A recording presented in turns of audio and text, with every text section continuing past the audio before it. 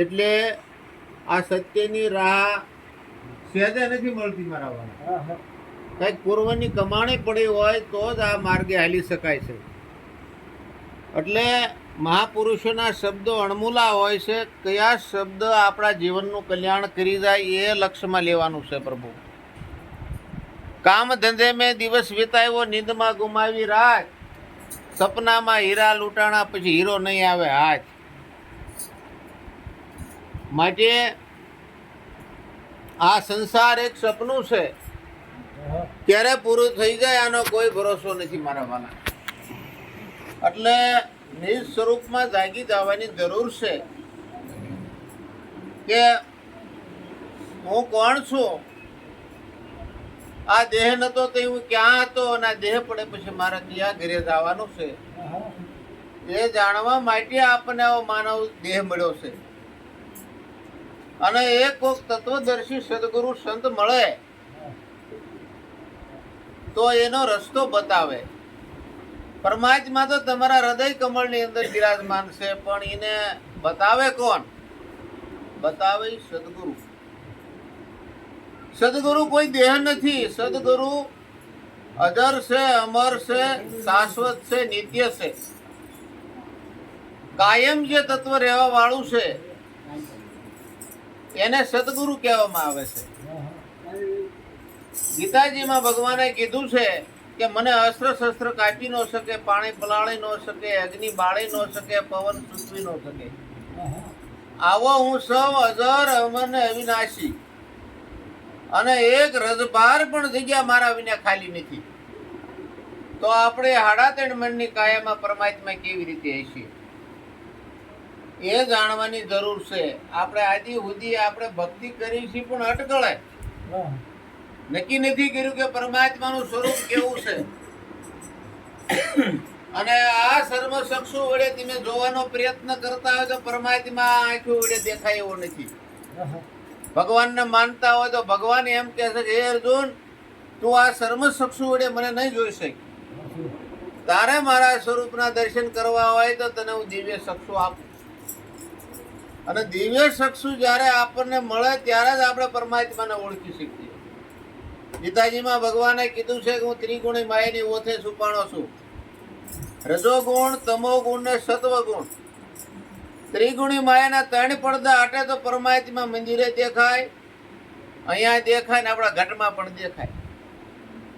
એ પરમાત્માના દર્શન કરવા માટે આપણે તત્વજ્ઞાનની જરૂર છે. એવા મહાપુરુષો આપણને પોકારીને કહે છે. મહારાજે હમણાં કીધું કે તમારાથી પરમાત્મા જરાય અળગા નથી. કે કેવી રીતે સૂર્ય અને એના કિરણો કોઈ જુદા ન હોય, દરિયો અને એની લહેરી કોઈ જુદા ન હોય, ફૂલ અને સુગંધ કોઈ થી જુદા બે ન હોય, ગોળ અને ગળપણ જુદું ન હોય, એમ તમારાથી આજમાં જરાય જુદો નથી. તમે ભૂલા પડ્યા છો. ધોળા દાડે પવન વાતો હોય ને એમાં આટી પડી જાય ને વીંટોળીઓ કહેવાય. વીંટોળીઓ પછી આમ ગોળ ગોળ ફરે અને પવન ને ગોતે કે ભાઈ કોઈ પવન ભાડ્યો. કોઈ આવા મહાપુરુષ મળી જાય લખુ બાપા જેવા, ભાઈ તું તારી આંટે મેકી દે સીધો થઈ જાય, તું પોતે પવન છો. એમ આપણને હું ને મારાની આંટી પડી ગઈ છે કે હું કોળી છું, હું કણબી છું, હું વાણિયો છું, હું ફુકાર છું, હું બ્રાહ્મણ છું. પણ ગંગા સતી એમ કે છે કે જાતિ ભાતિ નથી હરિના દેશમાં. એવી રીતે રહેવાની જરૂર છે. જાતિ ભાતિ નહીં, હરિના દેશમાં એવી રીતે રહેવું નિર્માણ. દરેક સંતોએ આપણને સત્યનો રાહ બતાવ્યો છે. દરેક સંતોએ આપણને સત્યની જ વાત કરી છે. રતન પદાર્થ જેવો માનવ દેહ મળ્યો છે. આખી જિંદગી ભજન ગાઈશું તો એ પરમાત્માને નહીં ભાળી શકાય. બોલવાનો વિષય નથી, વાણી વિરામ પામી જાય મારા વાલા. હોઠ કંઠ હલાને સહેજે સ્મરણ થાય એનું નામ ભજન કહેવાય. આખી જિંદગી ભજન ગાઈ પણ ગાનારને ન ઓળખી તો ભજન ગાયું શું કામ? કે આ ઘટમાં કોણ બોલી રહ્યો છે? બોલનારાને ઓળખવાની જરૂર છે. આ સરખો જે બનાવ્યો છે એ બનાવનારને ઓળખવાની જરૂર છે. મહારાજ હમણાં જ વાત કરતા હતા, અમર પિયાલો જેને સદગુરુએ પાયો કે દયા કરીને જેને પ્રેમે પાયો નેનું માયવા નીર પ્યાલો પીધેલ છે ભરપૂર નુરત સુરત કી શાન ઠેરાણી બાજત ગગન में તૂર રોમે રોમે રંગ લાગ્યો નક્ષિક પ્રગટ્યાનું. રોમે રોમમાં જ્યારે પરમાત્માની ભક્તિનો પાવર આવી જાય મારા વાલા, રંગ લાગી જાય તો આ ભક્તિ તલપ નો બીડી ની થાય. ભૂલાઈ જવું જોઈએ, દેહ ભાન ભૂલાઈ જવું જોઈએ. દેહ એવું નથી એવું ભાન જયારે થાય છે તો તમને જ્ઞાન થાય છે. ખાલી ગુરુ કર્યા જ્ઞાન નહીં થાય. એવું વાટે રાખતા નહીં મેં ગુરુ કર્યા છે, નામ રૂપ ગુણ જીવેશ્વર માયા મેં જાણી લીધું, મને જ્ઞાન થઈ ગયું, કોઈ દી હોણાય ઉતાર નહીં. રેણી પાળવા માંડો, ક્યાણે ખાંડ મિશ્રી રેણે તાતા લો, ક્યાણે કઈ રેણે પાળે એવા વિરલા કો. અને જેને જેને રેણે પાળે છે એ આજ અમર બની ગયા છે. એના નામ આપણે આજે લઈએ છીએ. મીરાબાઈ, ગંગા સતી, પાનબાઈ, રવિ સાહેબ, ભાણ સાહેબ, મોરાર સાહેબ, મૂળદાસ, અનેક સંતો આ વાત જાણે જ મારા વાલા થઈ ગયા છે. રેણી પાળો જે માટે આપણે આ સંતોએ બોલાવ્યા છે એ કામ આપણે અહીં કરવાની જરૂર છે. આ કચરા પેટી નથી, આમાં જે તે નાખ નાખ કરવું. રતન પદાર્થ જેવો માનવ દેહ મળ્યો છે આપણને.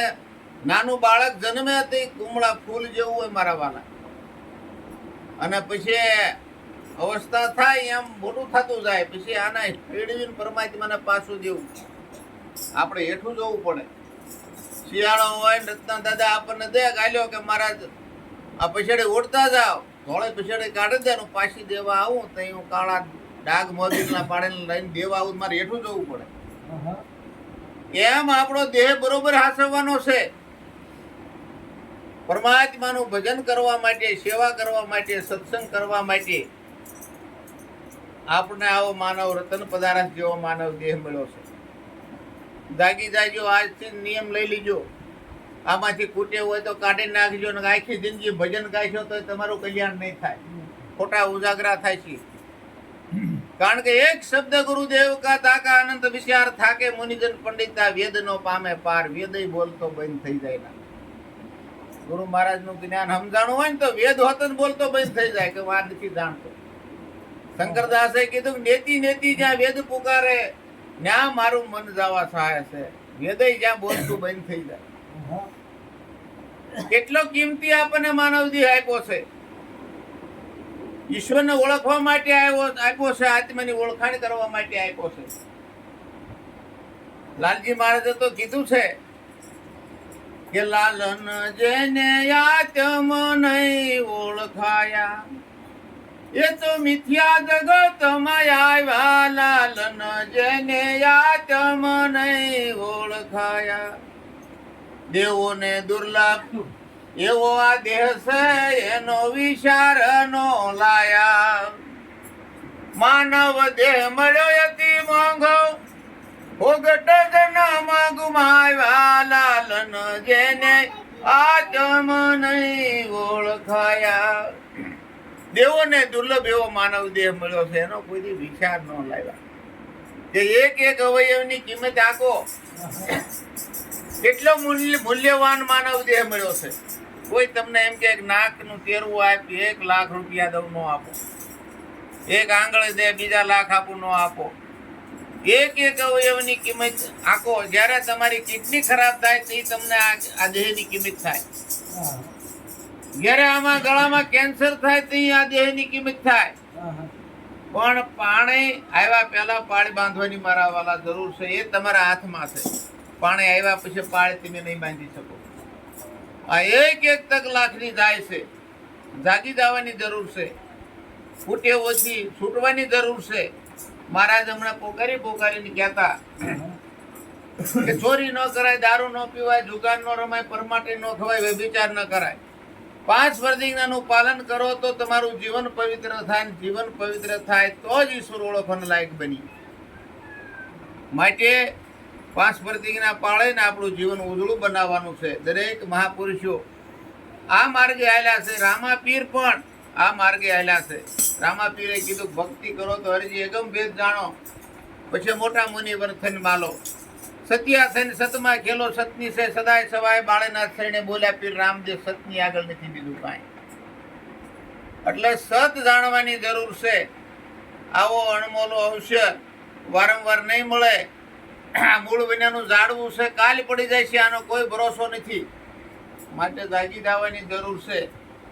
પરમાત્માએ આપણે 100 વર્ષનું આ ખેતર આપ્યું છે. જેમ એક રાજાએ ફરવા નીકળેલા અને એક ગરીબ કઠિયારો જોયો, પ્રધાનને કે કઠિયારાને બોલાવો, આનું દુઃખ વયું જાય એવું આપણે કંઈક કરીએ. કઠિયારો આવ્યો એટલે પગે લાગ્યો રાજાને, બોલો મહારાજા કે આટલું બધું દરિદ્રતા તારે? તો કે હા, અમે તો લાકડા કાપીને વેચી, શું કરી? તો કે આ 100 ઝાડનું ચંદનનું વન છે, આ કઠિયારાને આપી દો, ઓલા પ્રધાનને, સુખી થઈ જાય. ચંદનનું વન આપી દીધું કઠિયારાને. અમુક વર્ષ થયા, રાજા ને પ્રધાન વળી ફરવા નીકળ્યા. એની હાલતમાં એ કઠિયારો નીકળ્યો. એટલે 100 ઝાડનું વન આને આપ્યું તો એની દરિદ્રતા ન ગઈ કે બોલાયો કે કેમ હજે તારું દુઃખ દરિદ્ર ન ગયું? કે શું કરીએ મહારાજ, કે અમારો ધંધોજી કે કોલસા કરી વેચી મેં પેટીયું રળી ગયા. તો કે ચંદનના ઝાડવાના કોલસા કરી નાખ્યા? તો કે હા. પ્રધાનને કીધું આવડું કટકો લઈને તું ગામમાં જાય, આની કેટલી કિંમત થાય? આટલા કટકાની 500 રૂપિયા કિંમત.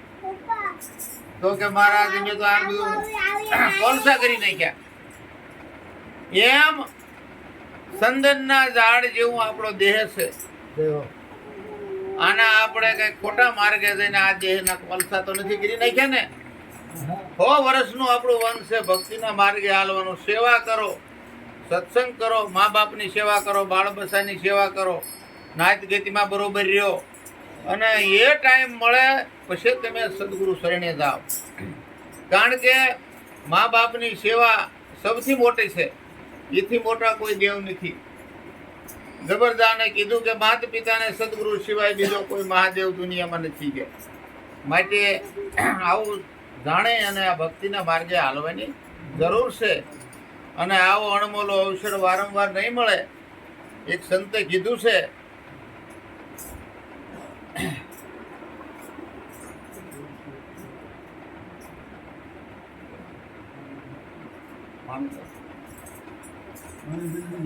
એક ફળ લાખની જાય છે, અને એ જાગી જવાની જરૂર છે.